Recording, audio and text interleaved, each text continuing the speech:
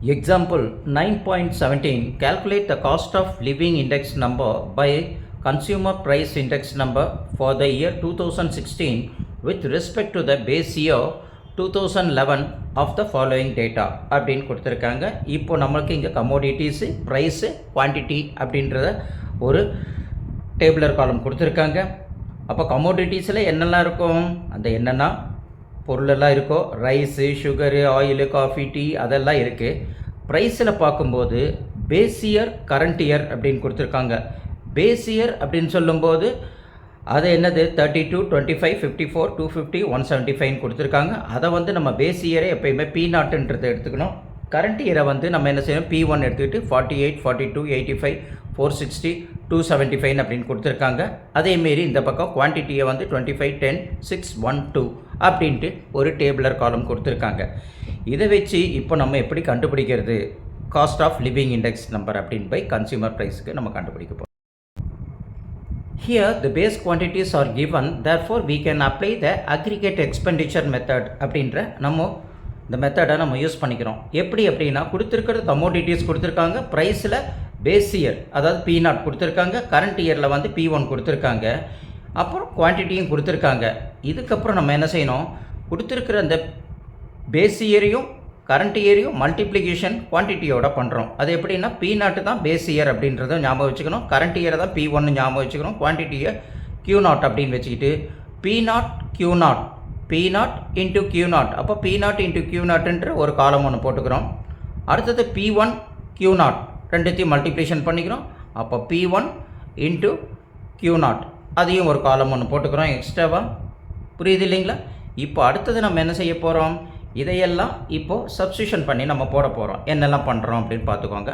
P0 Q0, அப்போ பாருங்கள் இது P0 இது Q0, அப்போ 32 இன்ட்டு 25 நம்மளுக்கு எவ்வளோ கிடைக்கும், 800 இல்லைங்களா? அந்த 800 போட்டுடுறோம். அடுத்தது என்ன கிடைக்குது, 25 இன்ட்டு 10 அப்போ 250 அதுவும் நம்மளுக்கு கிடைச்சிச்சு. அப்புறம் 54 இன்ட்டு 6 நம்ம 324 அதுவும் கிடைச்சிச்சு. அப்புறம் 25 இன்ட்டு 1 என்னது 250 இல்லைங்களா? 2050 இன்ட்டு 1 அப்படி வந்துடுச்சு. அடுத்தது 175 இன்ட்டு 2 350 அதுவும் வந்தாச்சு. ஸோ இது எல்லாத்தையும் P0 Q0 நம்மளுக்கு கிடைச்ச டோட்டலை என்ன செய்யணும், எல்லாத்தையும் ஆட் பண்ணால் 1974 வரும். அதுதான் சம்மேஷன். சம்மேஷன்னா என்ன சொல்லுவோம், டோட்டல் இல்லைங்களா? அப்போது அந்த summation of P0 Q0 value தான் 1974 அப்படின்னு நம்ம போட்டுறோம். அடுத்து P1 Q0, P1 Q0னா P1 இங்கே இருக்குது, Q0 இங்கே இருக்குது இல்லைங்களா? அப்போ நம்ம என்ன செய்கிறோம், 48 இன்ட்டு 25 1200, 42 இன்ட்டு 10 அப்போ 420 இல்லைங்களா? அடுத்தது 85 இன்ட்டு 6 510, அடுத்தது 460 இன்ட்டு 1 அப்போ 460, அப்போ 275 இன்ட்டு 2 550. புரியுது இல்லைங்களா? இப்போ இதெல்லாம் நம்ம போட்டாச்சு. இதோட எல்லாத்தையுமே நம்ம ஆட் பண்ணோம்னா நம்மளுக்கு கிடைக்கிறது 3114 கிடைக்கும். அதுதான் summation. சம்மேஷன்னா total of P1 Q0. P1 என்னது, கரண்ட் இயர் வித் குவான்டிட்டி இல்லைங்களா? அதோட நம்ம மல்டிப்ளிகேஷன் பண்ணியிருக்கோம். இதுக்கு முன்னாடி போட்டது வந்து பேஸ் இயர் வித் குவான்டிட்டியோட டோட்டல் போட்டிருக்கோம். ஸோ இது ரெண்டுத்தையும் போட்டுக்கிறோம். ஏன் இது ரெண்டுத்தையும் போடுறோம் அப்படின்னா, the cost of living index number formula வந்து நம்மளுக்கு என்ன வருது பார்த்தோம்னா, summation of P1 Q0 divided by summation of P0 Q0. மேலே வரும்போது சம்மேஷன் ஆஃப் P1 Q0, கீழே சம்மேஷன் ஆஃப் P0 Q0 வருது இன்ட்டு 100ஓட போடும்போது. அப்போது சம்மேஷன் ஆஃப் P1 Q0 அப்போ P1 Q0 என்ன வருது நம்மளுக்கு 3140 இல்லைங்களா? அதை தான் நம்ம 3140 அப்படின்னு நம்ம இங்கே போட்டுக்கிறோம். Divided by summation of P0 Q0, P0 Q0 என்னது 1974 அதை தூக்கி போட்டுக்கிறோம் இன்ட்டு 100.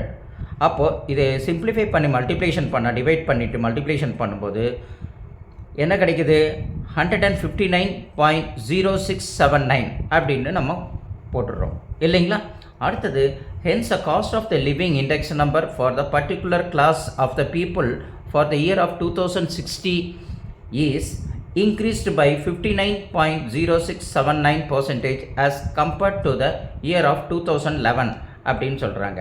அப்போ நம்ம என்ன செய்யணும், கொடுத்துருக்கிற நம்ம கண்டுபிடிச்சோம் பார்த்தீங்களா cost of living index number, அதை வந்து நம்ம என்ன செய்யணும் 100ஆல், ஏன்னா பர்சன்டேஜ்னு சொல்கிறதுனால 100ஆல் அதை லெஸ் பண்ணிக்கிட்டோம்னா நம்மளுக்கு 59.0679% கிடைக்கும். அதுதான் நம்மளுக்கு என்ன பண்ணுறோம், கம்பேர் பண்ணி போட்டிருக்கோம் அப்படின்றத நம்ம அங்கே எழுதிக்கிறோம். புரியுது இல்லைங்களா? அதான் cost of living index number for the particular class of people for the year of 2060 is increased. எவ்வளோ இன்க்ரீஸ் ஆகுது அப்படின்னும் போது கண்டுபிடிச்சிருக்கிற காஸ்ட் ஆஃப் லிவிங் இண்டெக்ஸில் நம்ம 100 லெஸ் பண்ணிட்டோம்னா 59.06. புரியுது இல்லைங்களா? 79% is compared to the year of 2011. 11ன்றது எது? Base year. புரியுது இல்லைங்களா? இப்படி ஒரு வாட்டிக்கு 2 வாட்டி என்ன செய்யணுங்க, நீங்கள் புரியலன்னா வீடியோவை போட்டு பாருங்கள். ஃபஸ்ட்டு நீங்கள் புரிதலை கொண்டுட்டு வாங்க. புரிதலை கொண்டுட்டு வந்துட்டீங்கன்னா அதுக்கப்புறம் நீங்கள் என்ன செய்யுங்க, சம்மை போட்டு பாருங்கள். உங்களுக்கு ஈஸியாக புரிய ஆரம்பிக்கும்.